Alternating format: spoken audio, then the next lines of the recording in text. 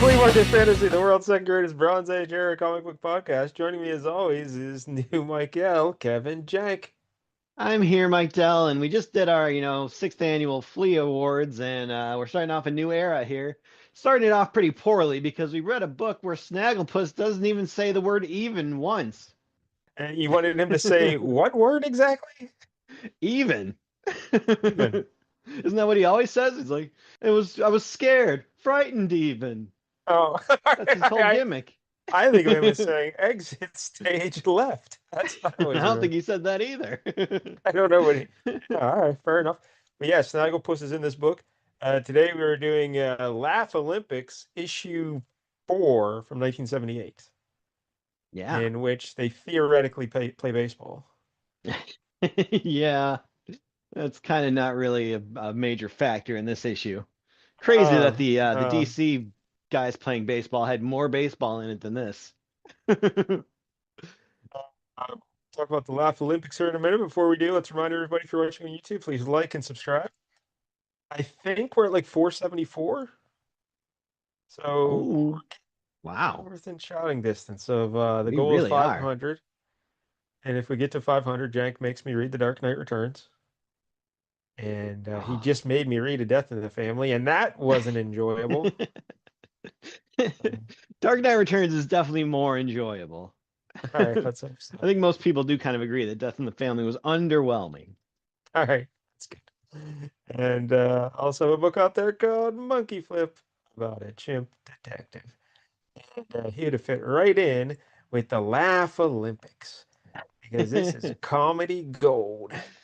Oof. And I don't know if Mark Evanier ever actually watched the cartoon. I watched a couple yes. episodes this weekend to get ready for this, and even Oh, I feel okay. like I know more about the Laff-A-Lympics than he did. Yeah, you like the cartoon, right? Sure, it Yeah, was kind of fun. yeah, the I'm not cartoon's gonna good. say it was the greatest thing ever, but I enjoyed No, it. you can say it's the greatest thing ever. Laff-A-Lympics started as a cartoon, of course, premiered on September 10th, 1977. Started as a cartoon, then became live action. Well, no, it became an award-winning comic book. That's That's what it right. became.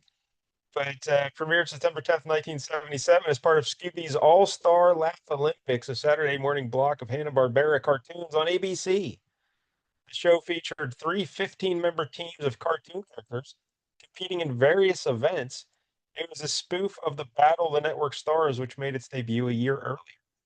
Yeah. Oh man, what a time that was. It really was, yeah. It Yeah, let's aired get these like out of shape TV actors, make them go against each other in like sporting events. aired for 2 seasons.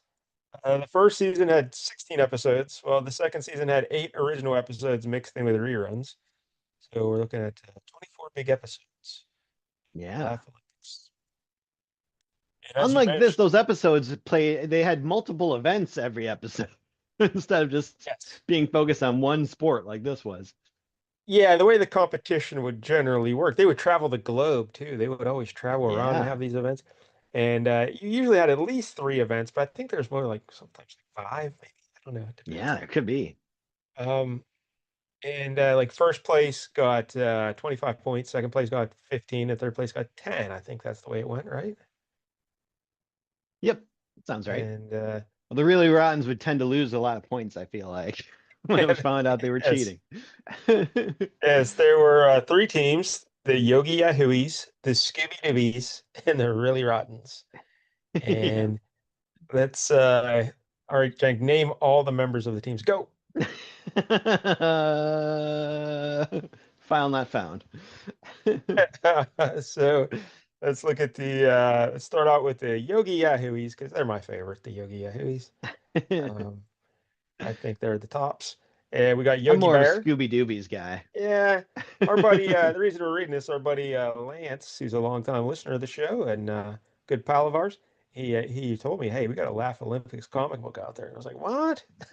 So we're going to do Laff-A-Lympics. Of And he likes the course. Scooby Doobies as well. But I'm a Yogi Yahooeys guy. And their team captain is, of course, Yogi Bear. And you got Boo Boo Bear, Cindy Bear, Yacky Doodle. Everyone loves the Yacky Doodle. I don't know who that is. I think he's a little duck. Huckleberry Hound. He's a classic. Sure, Pixie yeah. and Dixie. forget who Pixie and Dixie are. Mr. Jinx. Don't know who that is. Mhm. Hokey Wolf. Quick Draw McGraw. He's great. Snooper and Blabber.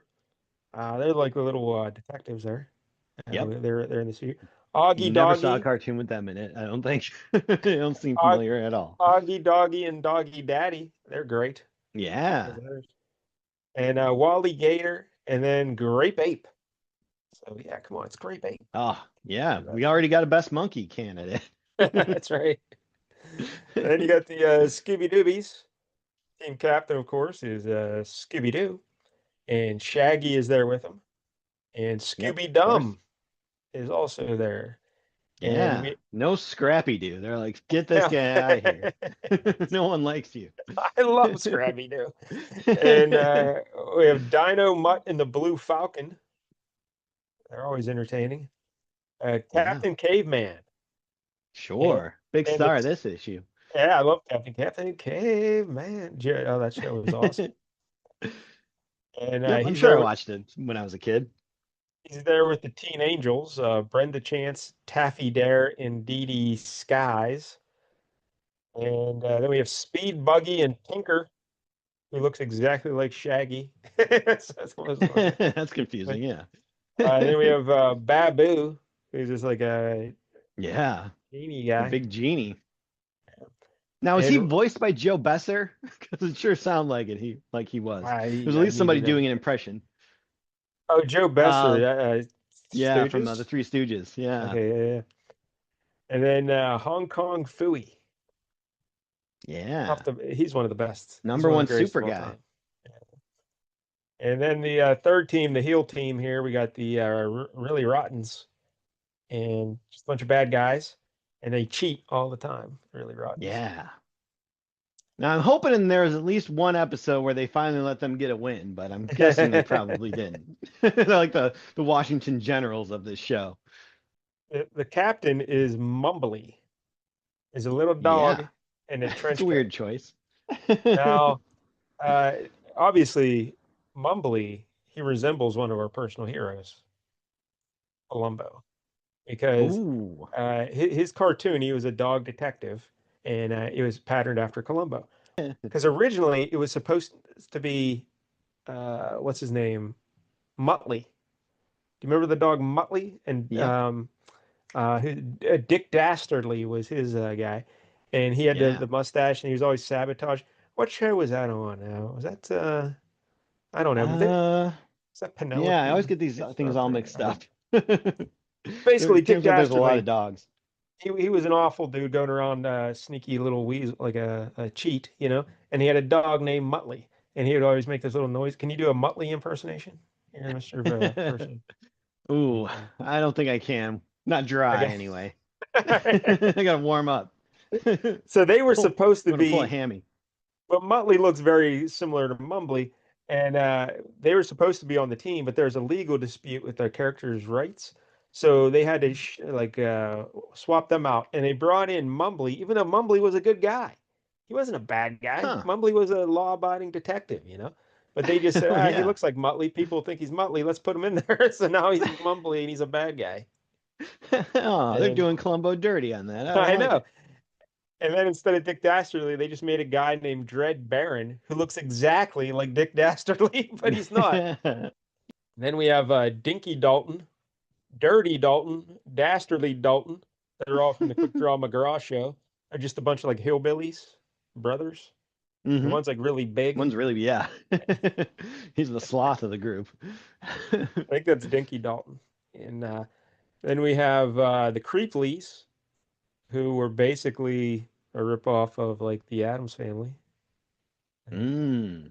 Yeah, Yep. Mr. Creeply, Mrs. Creeply, Junior Creeply, Orphle Octopus. He's the pet of the Creepleys. Yeah, big Then, purple octopus. then we have a guy named the Great Fondue. He's an evil magician, and out of his hat he has a pet rabbit called Magic Rabbit. So Magic Rabbit is also on the team. And then we have Daisy Mayhem. She's a mean-spirited hillbilly. So that's all she's known as. Okay. It's like Daisy Duke's evil twin. Yes. And she has a pet pig He wears an eye patch, and his name is That's how Suey. you know he's bad. Suey. So those are the really rottens. And yeah, they cheat. Every week they're cheat. They're always cutting corners. Yep. And I'm looking at the voice actors here. I don't. Oh, Joe Besser was Babu. You called it. Look at you. Hey, I knew it. I Uh, recognized that voice. I was like, either somebody is doing an impression of him or it's him, but and Casey Kasem is Shaggy, of course. yep. Uh, Anyone else we recognize here? Mel Blanc is Captain Caveman, Speed Buggy, and oh yeah, Barney Rubble. Because sometimes other characters would show up as like judges or guests, like Barney and Fred would show up sometimes. You know that. Ooh, gotta bring in a ringer. Yeah. Um, so there you go. That's the background here for the Laff-A-Lympics, and then it became a comic book series, and it was such a hit. You probably think it lasted for years and years and years and years. This comic book, but surprisingly. It ran for only 13 issues from What? I find that shocking. March of 1878 to March of 1979. So 13 issues of Laff-A-Lympics, and we're going to enjoy issue 4 here today.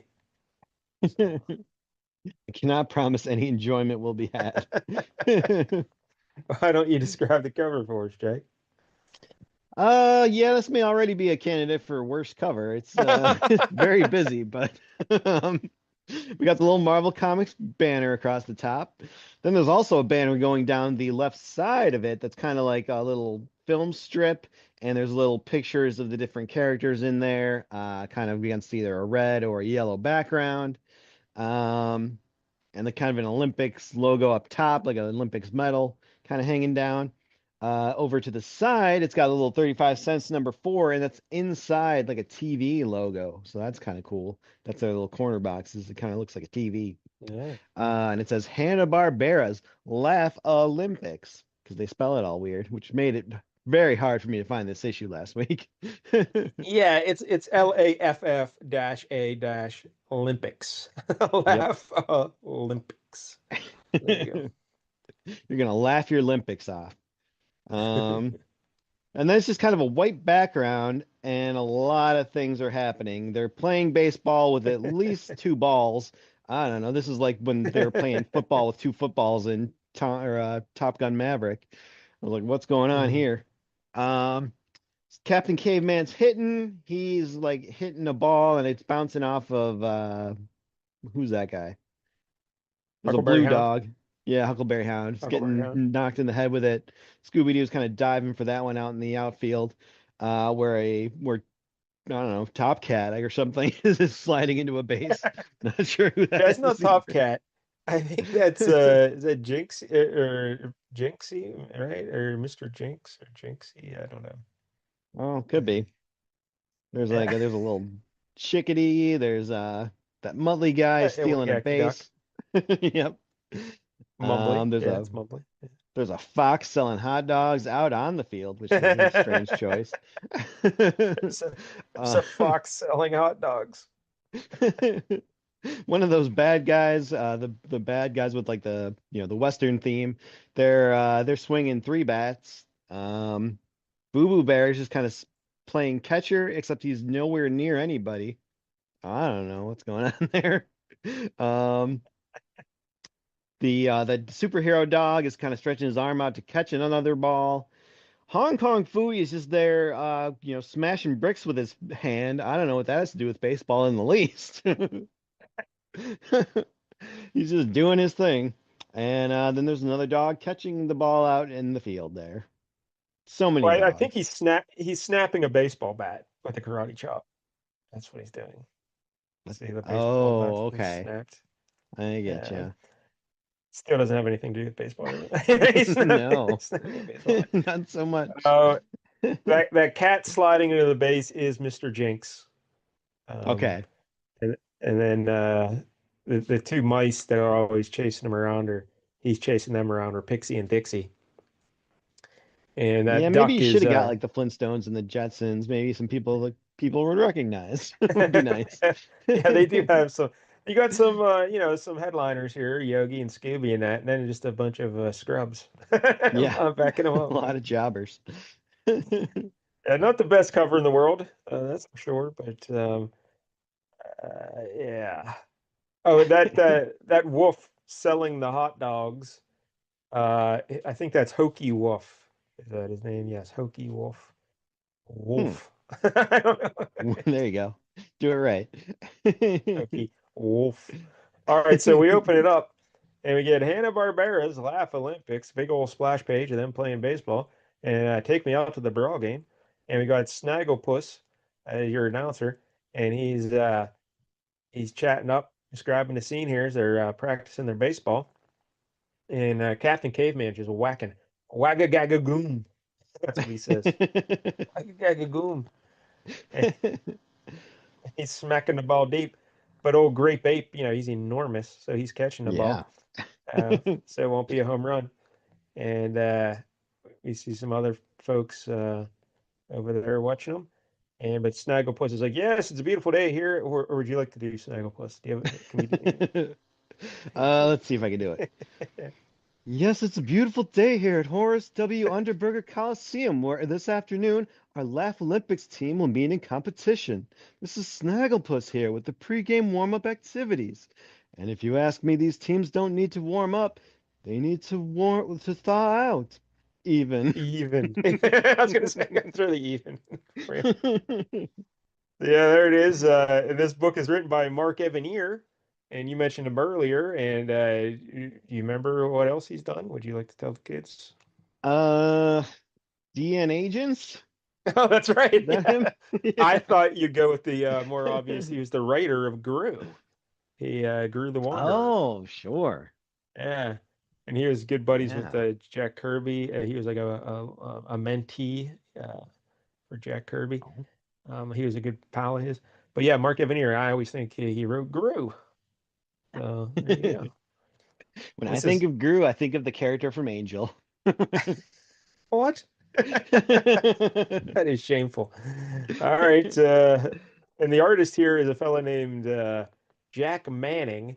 He only did about I think 8 comic books, a few of these Laff-A-Lympics, and then he did a couple other Hanna-Barbera stuff because he was an artist for Hanna-Barbera. And Oh, that all yeah, checks out. yes, he did. He did basically every cartoon you can imagine, Scooby-Doo and everything. He was an artist on there. So yeah, because the art here is great. It's like, it's just like Sure, the yeah, actual looks like cartoon the characters. Yeah. yep, yep, I'll give it that. So all right, we got Mildew Wolf, who I have no idea who he is. Mildew Wolf. He's one of the I announcers. did I did see him on the show, and I also didn't know who was there, but he was on there as an Yeah, announcer, so I guess that was a thing. let me see if I can track down who the hell Mildew Wolf is. But yeah, Snagglepuss and him are your announcers. So they handle all the announcing duties as announcers Yeah. would. So, but he's like, Mildew Wolf here. I'm asking our 3 team captains what they think of their chances in today's game. And Yogi Bear says, hey, hey, hey. And Scooby-Doo says, roo free, rah, rah, robo. I don't know what that means. Yeah, that doesn't work as And good when you don't have someone reading it out loud, turns out. It's harder to figure out what he's roo trying to say there. free, rah, rah, robo. What do you think he's trying to say there? I think he was calling Mildew Wolf a homosexual, I think. I Oh don't my know. gosh, that's terrible. And then Mumbly says, Raz, Snaz, Fraz. Raz, Snaz, Fraz. So then Mildew Wolf says, there you have it, the clear thoughts of the 3 great competitors. And they walk away. And we see that the guy who is definitely not Dick Dastardly, totally not him. No. They just Uh, happen to have that same mustache. he says, have you seen the way Captain Caveman has been belting those home runs? We don't stand a chance. Unless, of course, something happens to him before the game. And he's talking to Mumbly. And Mumbly says, Raz Fraz. So, yeah, Captain Caveman is out just dominating on the baseball field, jumping all over the place, catching a ball. Yeah. It it almost seems like they don't even give them gloves and they're playing in the outfield. Because, like Grape Ape didn't have a glove earlier, and then Captain Caveman doesn't have a That is glove when he's true. catching It's the ball. almost like they're playing 16-inch softball instead of baseball. Uh, but Boo Boo says he's a one caveman team. What are we going to do, Yogi? And Yogi says, don't be naive, Boo Boo. So he bats 850. So he pitches all no hitters. It's obvious what we're going to do. We're going to lose. And then he slides into a base. Yagga wagga wag. Oh, this is amazing. And Yeah. I like that they're the bases are in the grass. Like baseball. and another Snagglepuss. You see, these guys are Blabbo and Snoop, are they're like a cat and a mouse detective team. I have no idea what TV show they were on, but Nope. and old Blabbo the mouse is getting the pitching machine ready to go, and Snoop is up a bat, and he just like buries him in like 100 baseballs. Yeah, And, he asked for the high setting and then he gets belted with a bunch of balls and he's like, maybe we should go for medium. Comedy. and Blabbo says, Snoop knows a good private eye knows to set reasonable limits on himself. This is comedy. This is comedy. Yep. And then we see definitely not Dirk Dastardly. He's talking to the Dalton boys, and he says, "You guys, well, Tinky Dalton is just spanking Quick Draw McGraw. He has him over his knee, and he's just spanking the horse's butt. What is happening? That was Oh, someone's fantasy, that's for sure. oh, well, the one Dastardly, he says, hold on there, Dinky. When I said horsehide, I meant a baseball. So yeah, he meant him to Mhm. smack the horsehide. But Yep. he's and old he Dick Dastardly guy who is not Dick Dastardly. He tells them, "Hey, you got to go kidnap Captain Caveman, because he's too good at the baseball. So the only chance we have of winning is by kidnapping Captain Caveman." Now, the first game, because again, this is not a traditional Laff-A-Lympics program here. This is just one event. We're not seeing a whole episode Yeah. of events. Usually their schemes last all of like 10 seconds and then they're on to the next thing. And because there's three teams competing in baseball, that doesn't really work. So you're having the Yogi Yahooeys are playing against the really Rottens first. And the winner of that game is going to face the Scoobie Doobies. And Captain Caveman plays for the Scoobie Doobies. So the really Rottens, they're not even worried about beating the Yogi Yahooeys. They Yep. just say we got to make sure we beat the Scooby Doobies. So you got to go kidnap Captain Caveman before that second game. They're making that classic move of looking ahead to the next week. And the really Rottens are facing the Yogi Yahooeys, and Daisy Mayhem is batting. She's batting 305. That's a hell of an average. No home Hmm. runs, 10 hits, 6 arrests, no convictions. How about that? It's comedy. It's comedy gold. And Yogi, he's got a special triple pitch. He throws two fastballs and a curve all at once. Yeah. So three balls at She once. can't hit any of them. Like you'd think the Uh, odds would be better. Maybe land in one of those. but Boo Boo catches all three, because that's how Yep. good he is behind the plate. Gold Glove Boo Boo. And so he strikes her out with one triple pitch. And then old Mildew Wolf says the pitcher and catcher communicate by a series of top secret signals. We have a tape here showing some of the signals they use. And we see Yogi like kind of waving above his head. And this one means curveball. And then he's doing like a little dance where he's shaking his foot. This means intentional walk. Then there's one where he's choking. This means pitcher needs a ginger ale. And he's standing on his head. This means cute lady bear in eighth row. And there's one where he's trying to flap his arms like a bird. This means pitcher thinks he's a dodo bird. And then he's just holding a giant sign that says fastball. And the narration is, and even we haven't figured out what this one means. Yep. Hilarious, Jake. Wah, wah. Hilarious. How would you rate? Well, I'll save that question till we're done. I was going to ask you to rank this, and because we've read several quote unquote comedy issues over the years. Yeah. Yeah. And let's see Oh how this man, one this may be ranks. heading for hot stuff, a little devil territory right here. Hot Stuff Little Devil is obviously number one. I mean, That's at the least that one best. had the grandpa. This one didn't have a grandpa. The Dalton boys, they kidnap Captain Caveman. They have him all tied up in ropes, and he's saying "Yaga Rog Rog Zaga Frog." He's French. And I always see, oh, look who's pitching for the really rottens, Jank. It's that octopus. Yeah. And Wally Gator's up to the plate. And I didn't know if I got this. He says, now, Snaggerpuss says, now batting for the Yogi Yahooeys is Wally Gator. I don't know what position Wally plays. And then Wally says, usually standing up. Yeah. Like I I can kind of guess. see what they were going for, but yeah, Yeah, but it seems like a word's it's a missing in the stretch of the setup. taffy. Yep. Yeah, yeah.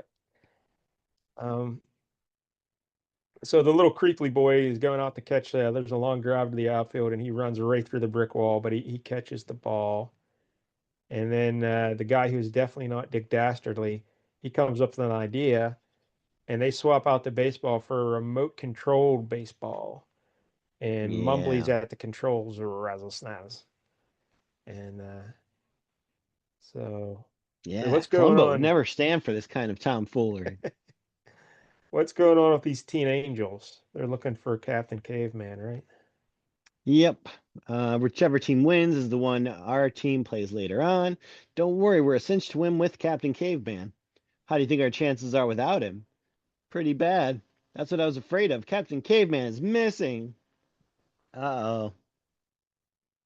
So then Grape Ape is going up to the plate. And Yogi, for some unknown reason, tells Grape Ape to bunt because I would Yeah. have Grape Ape swinging away every Unless chance he he can. really just can't hit. Like, otherwise, yeah. But He's they gonna they crank that one out of throw. there. Well, it says our next batter is Grape Ape batting 999 and a half. Yeah, so Gra- clearly he can swing. Grape Ape holds last year's league record for most people accidentally stepped on. And Grape Ape goes up to bunt. He bunts, and the ball is still cruising out of the over the center field wall. But hey, look, we get a full page ad for Star Wars action figures. Yeah. That's pretty cool. Um, and you can actually Darth like, Vader looks so accurate. and you can like order them like through the comic book. Um, Yep. each $3.29 each. Holy Seems a hell. little pricey. Seems a little pricey for 1978. Well, I mean, yeah, for Uh, then, but it would have been the best money ever spent now, probably. and get the land Those would be worth speeder a for pretty penny. 695, the TIE fighter 1395, the X-Wing fighter Damn. 1395. Could have had And the whole set for like $100. uh there you go. Um and getting back to our story though, yeah, Grape Ape's bunt was sailing over the wall there, but Mumbly just turns it back around with his remote control ball. Grizzle Fraz Yeah. Grizz. Uh, And it's and caught by then Cher. that's exactly what I was gonna say. The Creeply wife, whatever her name is, Mrs. Creeply. She looks like Cher. Yep, Catches it. she really does. At least she's wearing a glove. Yeah. And yeah, then Jinx, the cat there, he's like that ball must think it's a homing pigeon. And Yogi says, that's the weirdest thing I've seen since oh, I'm sorry, I gotta do my Yogi. How do I do Yogi here? That's the weirdest thing I've seen since Ranger Smith took up ballet dancing. That doesn't sound like Yogi at all. No. Take two. Hey, boo boo. Hey, that's the weirdest thing I've seen since Ranger Smith took up ballet dancing. Yay. I like it. So those teen angels are still looking for Captain Caveman. No one knows where he is, but Quick Draw McGraw there, he says, I'll bet I know where he is because he heard the Daltons talking about they're going to go down to the old mill stream. The old mill Mm. stream. So we go back to the game. The remote control ball still striking everybody out. Yep. No And one thinks this is odd, even though the really rottens cheat every time, and now the it's ball is clearly having a mind of its own. it's disobeying all rules of laws of physics. Yep. But meanwhile, the really rottens are just like they're hitting fly balls. The magic rabbit, hits a pop up right to Huckleberry Hound, but Mumbly just makes it go for a home run. It just changes course and goes shooting out over the wall for a home run. And so they're up like 18-0 in the game, and it's not looking good. And um, so Yogi, he finally starts to catch on after it's 18-0 and the ball's acting all weird. And he Yep. tells Snooper and Blabber, the two, the mouse and cat detective, to go investigate what's going on with that baseball. And then we come back, we see the Teen Angels. They're down at the old mill stream, and they peek in the window Yeah. of a cabin. I like that they're And reiterating the plot again. Like, in case you weren't paying attention, if they win this game, we have to play in the second game. Yeah, obviously. They told us that like 3 times already. and yeah, the one teen angel, I don't know any of their names. She calls back. She calls to Shaggy on the phone there. She's like, "We're at a mountain cabin. The Dalton brothers have the cabin inside." And Shaggy says, "Hurry up! This game is almost over." And Scooby says, "Row, hurry!" And so we got to hurry up and get him. And inside, Dinky Dalton's eating like 1,000 hot dogs. This guy loves hot Yeah, dogs. he And sure does. He's gonna and they're pretend those watching hot on the. dogs are the New York Knicks. I don't know what that means. You'll find out when you're older. And so the teenagers go undercover. The one of them puts on a wig and she's pretending to sell like cosmetics door to door, and they let her in and she is spraying them with perfume and stuff. And the other Yep. teen angels throw It's pillowcases like over chicken their soup heads. perfume. It comes with noodles. Comes with its own noodles. But Dinky Dalton catches on, and but it's too late. They've already freed Captain Caveman, and they just go running at each other full speed. And eek, they're going to collide. And then we cut back to the baseball game and they hear blam. And Quacky Doodle Someone's been says, shot. it's like, what was that? Sounds like a sonic boom. Strike two. And Doggy Daddy's striking out. And and the first game is won by the Really Rottens. It's finally over. So they never Yep. catch on about the mysterious baseball. And we cut back. We see Captain Caveman standing on the defeated Dinky Dalton. And they hurry back to get to the second game. It's already started though, and Dino Mutt is up for the Scooby Doobies. And even though the ball is going crazy on him, he uses his robotic legs to spring up and swat the Go, go, ball. gadget legs. But it looks like he has a base hit, but the ball just magically goes right to Magic Rabbit at first base. So he's out. But that's when Snooper, the cat detective, catches Mumbly with the remote control box. And they still really don't do anything about it immediately. But then, they tell Scooby, and then your buddy Joe Besser, would you like to do his line? The what's Babu, the genie? Oh, let Hong Kong Phooey and me take care of that control device. Apple Dapple. Oh, those sneaky sneaks. Even that wasn't bitchy enough for Joe Besser, I don't think. All right, Jake. So what Oh, you're Babu makes? hurting me. Well, Babu is using his magic a little bit. We can take a break from the story, and we That's right. have. Why don't you tell the kids what we got? This is really why I picked this issue. So, Nice. I was really hoping this was going to save the issue, but it really didn't. I didn't even Because read we it, have our so we yeah. have our first Twinkies ad of the year now, with Thor meets a glutton for gold. Yeah. So we got a good Marvel, ad here. Let's see where it starts. Golden Asgard has been less golden of late due to mysterious disappearances of much of its gold. And there's some guy in like a red and gold outfit. He's just like, "Ha, truly I am named Gudrun the Golden. I will gather unto myself all that is gold, so it may reflect back mine glory." And I guess this is Lady Sif. She's talking to Thor. She's like, "Mighty Thor, canst thou not stem this mysterious flow of Asgard's gold?" He's like, "Nay, rather this evil plot calls for brains instead of brawn." And you're out of Uh, luck, Thor. yeah. Maybe call Tony Stark, see if he can come over. He's like, "Gathered here are all the golden hostess Twinkies, snack cakes, in Asgard. Truly, no lover of gold could resist capturing such a treasure trove of rich golden sponge cakes. Or you just use the gold you have. I don't know. That seems a good How, idea too." He's I gonna had come no for that idea eventually. Hostess delivered to Asgard. So did they send Yep. their? their trucks over the Rainbow Bridge into Asgard. Heimdall's a fiend for him. So this guy shows up for them and he's like, I come for golden bars of metal and find golden bars of rich, moist cake. This is indeed a treasure.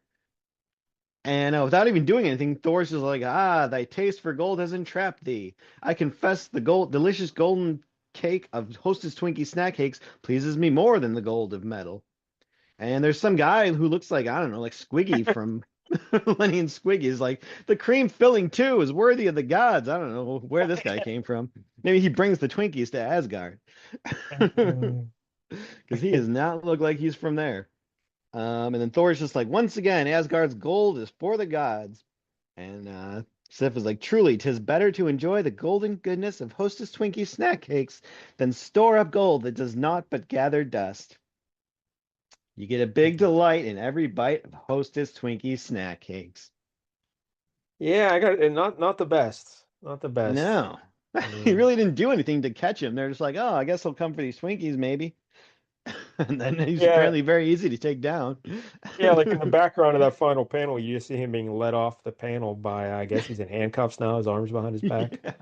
That Yeah. I feel like if you just have any gold, he would have shown up anyway. So you didn't really need the mm, hostess cakes. but he wouldn't have been able to eat normal gold. Now he's eating the Twinkies and he's so delighted that he doesn't put up a fight. Maybe they Yeah. should have put some sleeping pills in the hostess Twinkies. There you go. First hostess out of the new season of Flea Market Yeah. Fantasy. And we go back to Yeah, our not a strong story. contender, but it is a contender, I It guess. is a contender.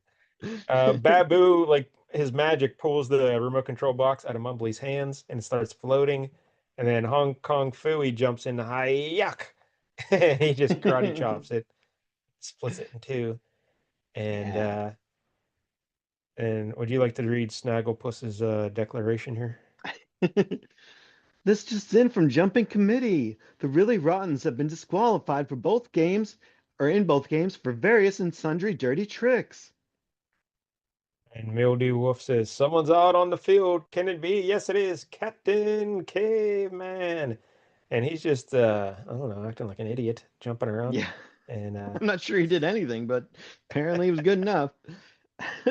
uh, And this Yogi is and where, yeah, it Scooby. gets really weird. Like I don't think they did this on the show often, where they're just like, oh yeah, there's been so much cheating that we decided the Yogi Yahooeys and the Scooby Doobies are gonna tie. Like what? Why wouldn't you just Uh, redo it? Why wouldn't you just have them replay the game? yeah, they haven't played each other yet. Why don't they just play each other? Yeah, exactly. But the judges have ruled that the baseball competition will be considered a tie between the Yogi Yahooeys and the Scooby Doobies. And Yogi says, wait, I gotta get my Yogi voice again. Hey, boo boo. A very gentlemanly decision, wouldn't you say? He's like, "Rearing." And I don't know. Then we get that Daisy May. She's talking to the octopus guy, and she says, Captain Caveman's hit the last 81 pitches. So the octopus loads up the pitching machine, and he says, well, I'm going home. The automatic pitching machine can take over.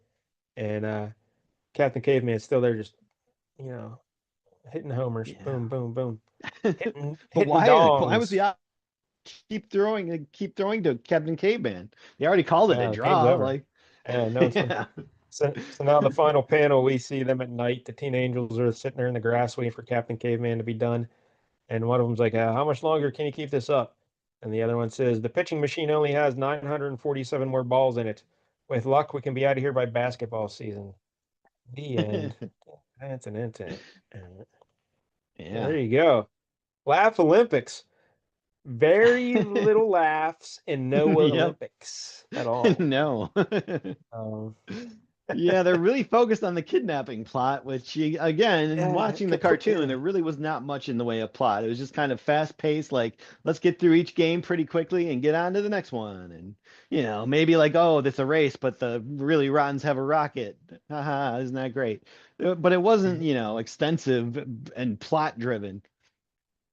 And the kidnapping plot had nothing to do with the resolution. Zero. No. And it all Absolutely ended in a draw zero. anyway. So this But was all pointless. it all ended in a draw because they got caught using the remote control baseball, which had nothing to do with Captain Caveman at all. So Yeah, that's really that's not how true. you want to tie up the story. You want to have I don't know, you want to have Captain Caveman be instrumental to the resolution of the story. Hence he was Yep. kidnapped. But no, he had absolutely nothing to do with it. So Yeah, it's complete kind of waste of time. disappointing to have him come back and then it really didn't matter in the first place. Did not matter. Did not matter. So there Yeah. you go. I think we did learn that Jank has a real aces Snagglepuss imitation, and I'm finding my way with Yogi Bear. I think I'm getting there. Yeah, I'm just gonna yeah, I think you're pretty hey boo solid. boo. I haven't seen Yogi Bear since as a kid. I was very Same. old. Yeah, so It's been a uh, minute. so there you go. Laff-A-Lympics. Maybe not the laugh riot we were hoping for, Not so much. Yeah. but I still enjoyed it. I liked it. I don't know. It's a- Yeah. you know what you're dealing with when you're going in. The art was spot on. We have Hanna-Barbera artists drawing the character, so it's spot Yeah. on. So Yeah, that's everybody good. looked right. Yeah, I don't know that they were written well, but looks Yeah, wise, Mark it was Evanier. fine.